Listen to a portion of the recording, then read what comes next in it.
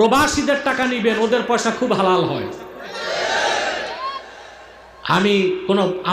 আমি তো কোথাও খাওয়া দাওয়া করি না, একেবারে খাস ভক্ত মুরিদ হলেও খাই না, কিন্তু যদি শুনি কোনো ভক্ত মুরিদের টাকা বিদেশের কামাই করা, ওইটা আমি খাই।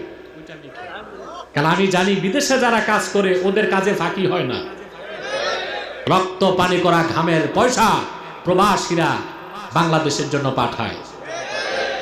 যত মন্ত্রী এমপি নবাবগিরি দেখায়, ওগুলো ওদের বাপ দাদার পয়সা না, আমার প্রবাসী মুসলমানদের রক্ত পানি করা ঘামের পয়সায় বাংলাদেশ চলে।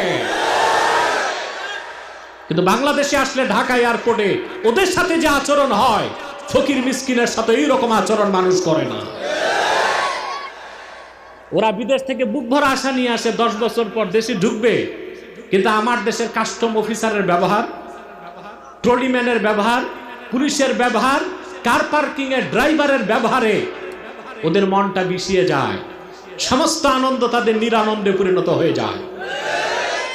আগে তো প্রবাস মন্ত্রণালয়ের দায়িত্বে ছিল ছোটটা, এখন যারা আছে এরাও যে খুব আবার সাধু দরবেশ তা না, তবে আমরা আশা করি আগের চেয়ে প্রবাস মন্ত্রণালয়ের মধ্যে পরিবর্তন আসা উচিত।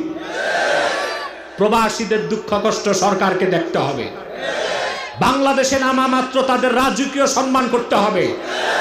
ওরাই তো রেমিটেন্স যোদ্ধা, ওরাই রক্ত পানি করা ঘামের পয়সা পাঠায় বলে বাংলাদেশ চলে।